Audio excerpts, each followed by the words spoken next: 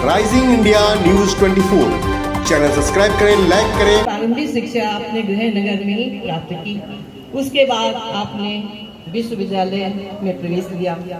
आपने अपनी शिक्षा पूर्ण करने के बाद राजनीति में सक्रिय रूप से भाग लिया।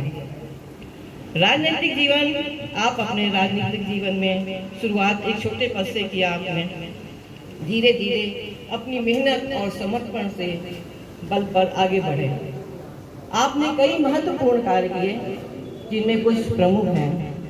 2007 से 2012 तक गाजियाबाद में एमएलए, 2017 से 17 की विधानसभा में साहिबाबाद में सर्वाधिक वोट से विजेता हुए, 2022 से भारत के सार्वजनिक अंतर से विजेता हुए। कैबिनेट मंत्री 5 मार्च 2024 तक रहे। इलेक्ट्रॉनिक और सूचना मंत्रालय में भी आपने पंचायती काम किया। जन सेवा, आप अपने ही क्षेत्र में जनता के लिए बहुत कर्म किए, जिनके प्रमुख हैं स्वास्थ्य सेवाओं का विभाग, शिक्षा का प्रवाह और सड़कों का निर्माण। आप अपने विभाग की नीतियों का निर्माण स्वयं किया। आपके मार्गदर्शन में समस्त प्रदेश में इलेक्ट्रॉनिक एवं दूरसंचार का विकास तेजी से हो रहा है। धन्यवाद। बहुत बहुत धन्यवाद लक्ष्मी जी। मंत्री जी का एक संक्षिप्त परिचय, हालांकि परिचय इतना बड़ा है कि 2 मिनट में पूरा नहीं हो सकता। अब मैं शर्मा जी से अनुरोध करूंगी कि वो सबसे पहले परशुराम जी को श्रद्धांजलि अर्पित करें और उसके बाद हमारे लिए कुछ विचार प्रस्तुत करें हमारे मार्गदर्शन के लिए।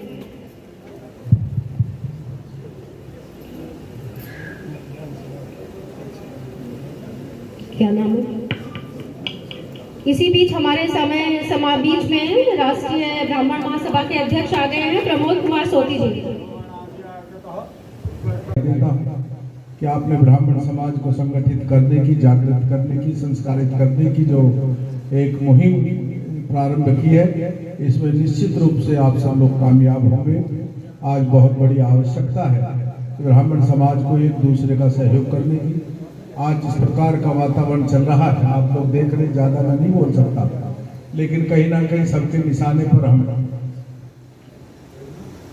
लोग बात ईर्ष्या करते हैं, कहते हैं कि साहब मीडिया में देखो तो ब्राह्मण वहां। अरे भाई, हम किसी रिजर्वेशन के बल पर नहीं बने, हम अपनी प्रतिभा मेहनत के बल पर पहुंचे। उसमें भी ब्रेक लगाने का प्रयास है। हम चाहते पूरा समाज उभरे, ममता युक्त समता चाहते हैं, नफरत के साथ समता ठीक नहीं। जो लोग पिछड़ गए हैं, जो किन्हीं कारणों से, अब लोग सब लोग ब्राह्मण को अपराधी बना देते हैं। अरे ब्राह्मण तो जब पूजन कराता है, कोई अनुष्ठान कराता है, तो अपनी दक्षिणा लेने से पहले श्रमिक की दक्षिणा निकलवाता है, सफाई कर्मचारी की निकलवाता, यहाँ तक कि जो समाज में सबसे उपेक्षित समाज है, थर्ड जेंडर, उसके लिए भी पैसे निकलवाता है। जब समाज के स्कूल के लिए निकलवाएगा, अनाथालय, जब सबका हिस्सा निकल जाएगा, तब ब्राह्मण अपनी दक्षिणा देते हैं। ब्राह्मण ने समाज को चलाने का काम किया, लाखों साल तक वैज्ञानिक तरीके से चलाया।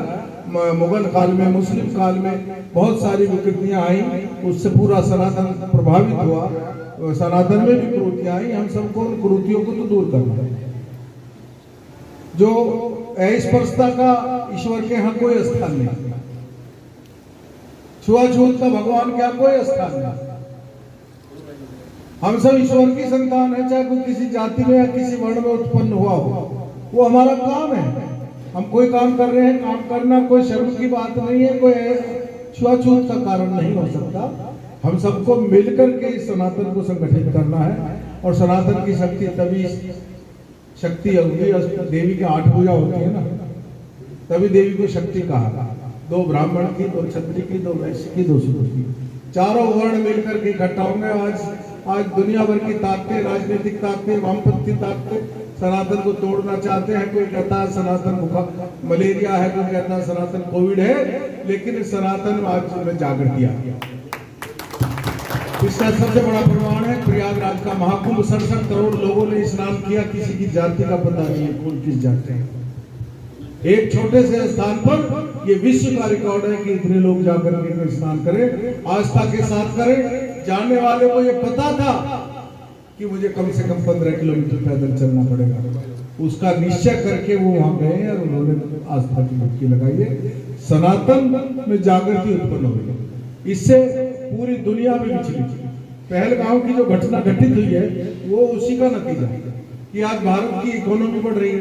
आज भारत में हिंदुत्व जो यहाँ की मानव संचेतना है, जो यहाँ की आत्मा है, उसका सम्मान बढ़ रहा है, उसको दुनिया बर्दाश्त नहीं कर पा रही है। हम सबको ब्राह्मण समाज का विशेष दायित्व है कि हम सब लोग इस ऐसी घड़ी में अपनी जिम्मेवारी के साथ अपने समाज को आगे लेकर के चलें, क्योंकि समाज को आज भी कल भी चाहे सोना धरती में दब जाए, चाहे मिट्टी में पड़ जाए, चाहे कूड़े में गिर जाए, चाहे वो मैले में हो, लेकिन सोना सोना ही रहेगा, वो लोहा राम नहीं हो सकता।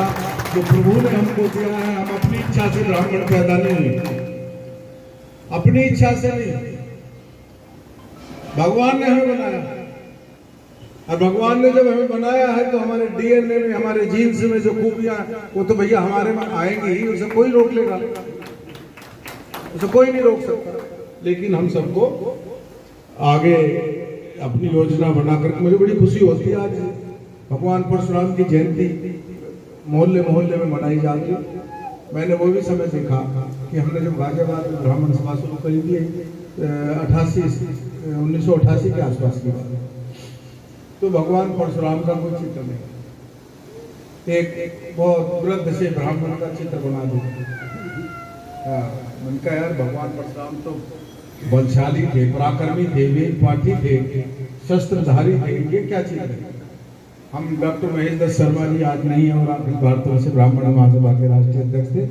हम बैठे, एक मथुरा से हमने चित्रकार को बुलाया और उनसे कहा, कल्पना दी कि भाई भगवान परशुराम का व्यक्तित्व शास्त्रों में पुराणों में कैसा उल्लेख है, और उसके इस हिसाब से आप उन्होंने चित्र बनाए। तो जो चित्र की जो हम पूजा कर रहे थे अभी कर रहे, ये मथुरा के चित्रकार द्वारा बनाया गया। बाद में तो आज बहुत अच्छे अच्छे चित्र उनके आए हैं, भगवान की प्रतिमाएं मूर्तियां स्थापित हुई हैं। लेकिन एक बात जरूर मैं कहूँगा, कई बार अति उत्साह में हम कुछ काम ऐसे कर जाते हैं जो कहीं ना कहीं शास्त्रोक्त नहीं है। ब्राह्मण को शास्त्र से बाहर नहीं जाना चाहिए, दुनिया जाए चले। भगवान परशुराम भगवान विष्णु के अवतार, उनकी पूजा उसी प्रकार होनी चाहिए जैसे राम कृष्ण या भगवान विष्णु नारायण की हम लोग करते हैं। उनकी प्रतिमा चौराहों पर नहीं होनी चाहिए, उनकी प्रतिमा का सम्मान होना चाहिए, उनके चित्र का सम्मान होना चाहिए। उनका चित्र, उनकी प्रतिमा शोकेस की चीज नहीं है। उनको हम जहाँ भी करें भगवान के मंदिरों में स्थापित करें, अपने पूजा घर में स्थापित करें और विधिवत उनकी भगवान नारायण के अवतार के रूप में पूजा करें। ये हमारी जिम्मेदारी है। आज समय कम है, आप लोगों से बहुत इच्छा थी आपके साथ बैठूंगा, मंत्रणा करूंगा, लेकिन बहन जी फिर कभी आपके साथ रहेंगे। आज मैं शीघ्रता में हूँ विनोद जी, भाई साहब मुझे अनुमति। देश और दुनिया का सबसे तेजी से उभरता हुआ news channel rising India news 24 channel को सब्सक्राइब करें, लाइक करें और वीडियो को शेयर करें।